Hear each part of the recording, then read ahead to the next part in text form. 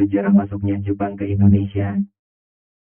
Latar belakang masuknya Jepang ke Indonesia. Restorasi Meiji, pengembalian kekuasaan di Jepang kepada seorang kaisar berdampak besar pada industri Jepang. Ingin menguasai SDA di Asia Tenggara. 1941 Amerika Serikat membargo minyak bumi. Larangan untuk melakukan perdagangan dan perniagaan kepada suatu negara. 8 Desember 1941 Jepang menyerang Amerika.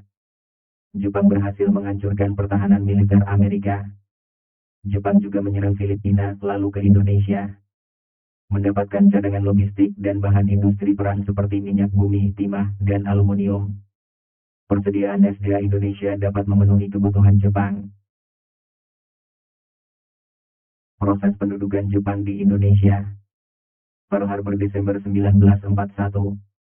Januari 1942 Jepang mendarat ke Indonesia. KIL atau Tentara Hindia Belanda dan pasukan Australia menghalangi namun Jepang tidak terkalahkan. Februari 1942 Jepang mulai menyerang Jawa. Jepang juga berhasil menguasai seluruh kepulauan Maluku. Jepang berhasil juga menguasai Tarakan dan Balikpapan Kaltim. Dan Jepang berhasil menguasai Sumatera. Proses pendudukan Jepang di Indonesia. Jepang menguasai Jawa.